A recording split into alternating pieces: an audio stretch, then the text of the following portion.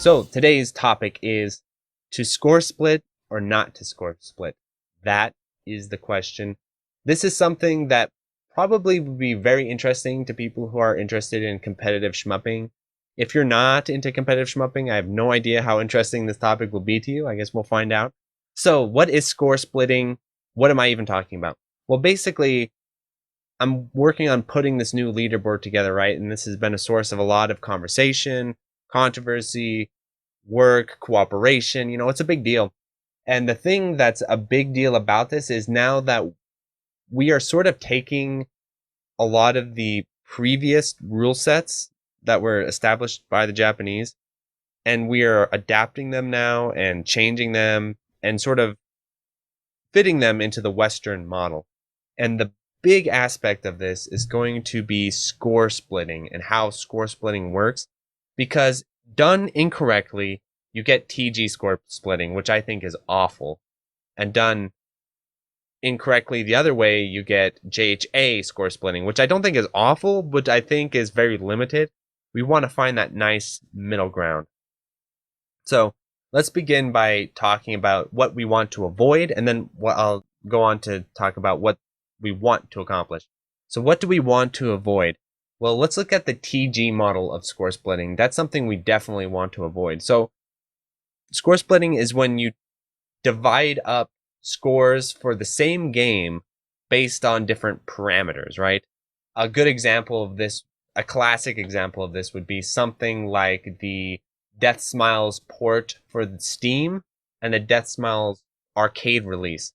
So the thing about this is that the arcade release and Steam releases are actually pretty different from each other, but the difference, is it enough to split? That's the big question, and this comes up a lot with many different games. So the Steam version is missing a lot of slowdown, so technically it's harder, but it also could be more broken, right? So we have to ask ourselves, are scores that are achieved on the Steam port equivalent to those achieved on the arcade version? Death Smiles is a good example of that because there's some inaccuracy there. Another one that's a clear sort of a delineator would be something like Dodonpachi. So basically, it is agreed that you don't even use the Saturn and PS1 ports for scoring because they are literally broken. The chaining system in that is broken. So the scores are not comparable. You literally cannot achieve the same scores on the PS1 and Saturn that you can achieve on the arcade version because those ports are broken. So that's something I also look at a lot when I evaluate ports. And I try to emphasize this in my reviews, but I think it goes over a lot of people's heads or they don't really think about it.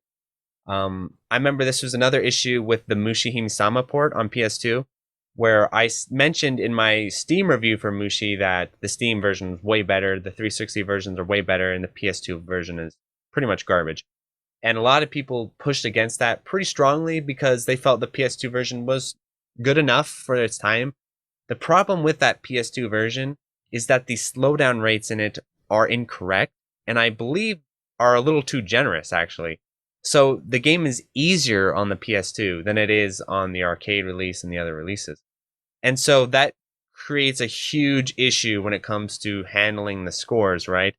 Because if you have an advantage on the PS2 over the arcade releases, that the scores should be split then, right? So basically you achieve a world record score on the PS2 version. Does that actually count? Or you achieve a really high score. Does that actually count because it's easier, because the slowdown is too generous? Right? This is a huge issue with ports that people seem to not want to recognize when I criticize different ports, especially older ones that aren't all that accurate. But yeah, that's an issue. That's why emulation is so good, because emulation is much closer to the arcade and the scores can be considered equivalent for the most part, unless the emulation is really inaccurate. So that's so let's talk about the advantages of splits and the disadvantages of splitting. So the big advantage of splitting the scores is that it allows for more consistent quality gameplay across different platforms and stuff like that, right? For example, we went again to like the Mushi on PS2 port. If you could, if you had an advantage on the PS2, everyone would sort of be forced to play the PS2 version, even if they felt it was worse than the other versions, because it had a scoring advantage. That's a big deal. Um, and you also could invalidate scores from the past, right? Like you have this master level player who plays on the arcade version and has these great world record scores on the arcade version, and then a sort of moderately talented player is able to surpass that on the PS2 version. I'm not sure if this is actually possible, but just thinking hypothetically here, a moderately talented player is able to surpass that on the PS2 because PS2 is just easier. That's a big issue. That's a big problem. So that's why score splitting could be an advantage. Another classic example of this, well, now classic example, is the glitcho exploit or glitch in Dodonpachi, where you can achieve scores using the specific glitch that was definitely not intended. That's how the world record scores were achieved, right? Getting over 700 million, you basically need to use glitcho to do that.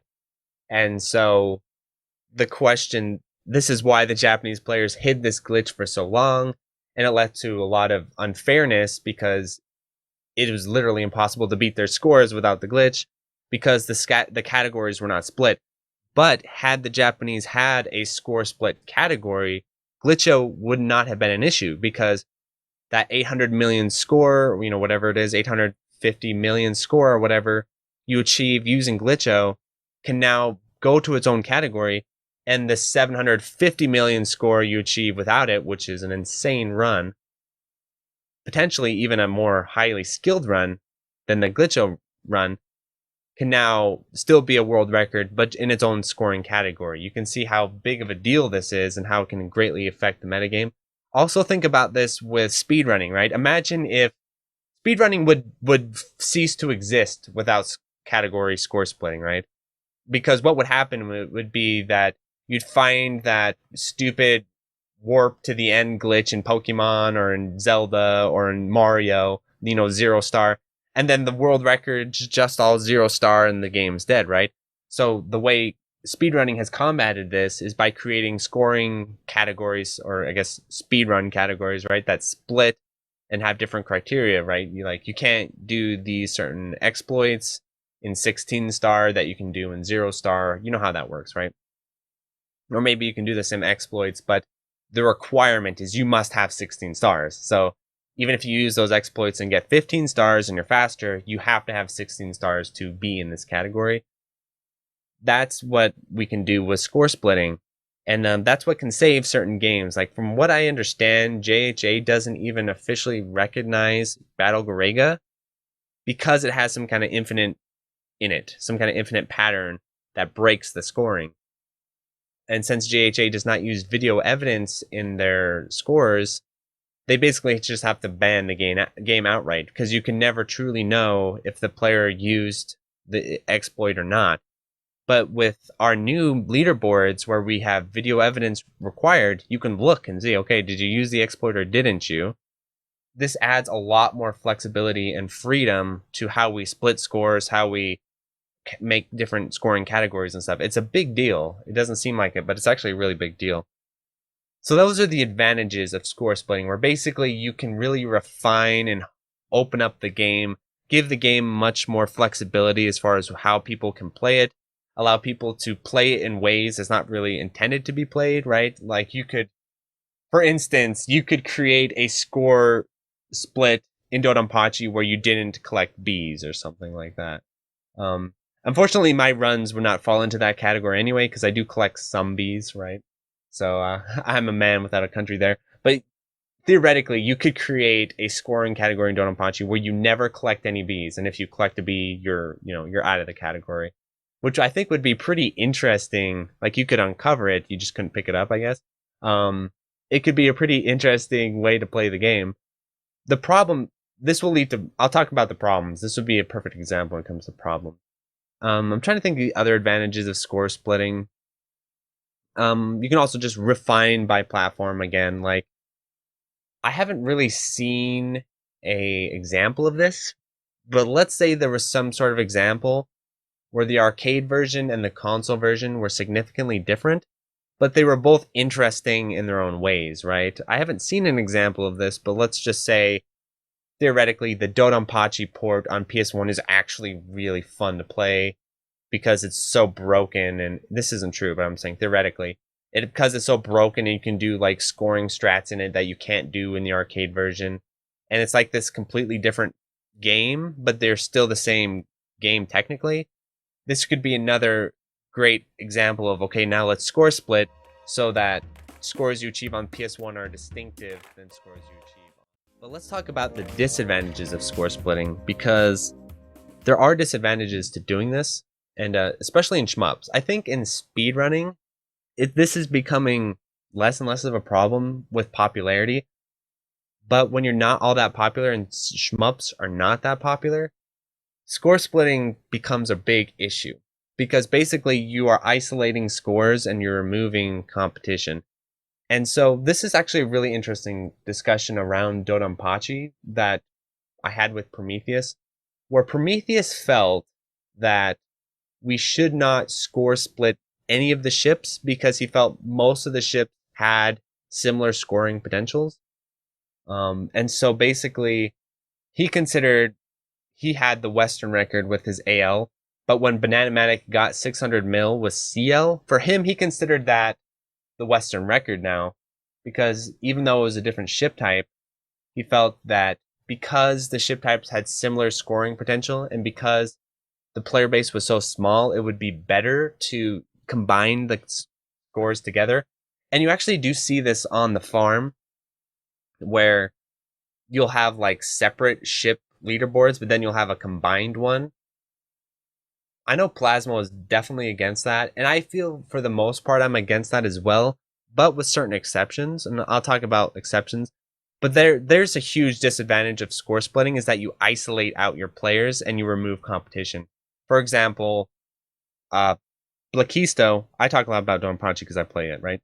Blakisto plays AL in Dodonpachi, and he's on his way to beating Prometheus's AL score. But at the same time, we also have Jamers playing CL in Dodonpachi and having the highest Western score in Dodonpachi right now. It's like 638 mil or something. A crazy score. And so really, because they're different ship types, and Dodonpachi I think should be split on the ship type, the interaction between the two players is not that compelling competitively, right?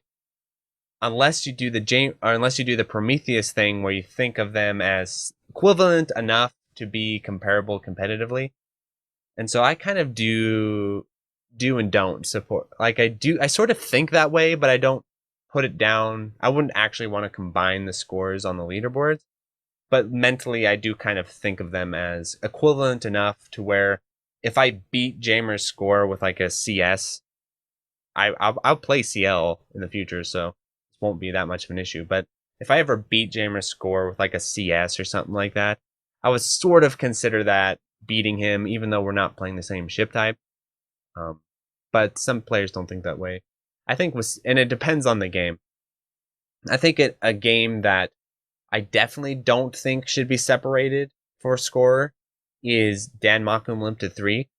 For one, because there's so many different ship versions you could play, because in Danmaku Limited 3, there aren't distinct ship types. Instead, you have one ship with different arms, right? You can have your shot type and your laser type, and there's tons of different combinations. And so essentially, none of us really play the same combinations. And so what's that mean? That means that none of our scores can be equivalent, but there's only a few amounts of players. And I think there's a significant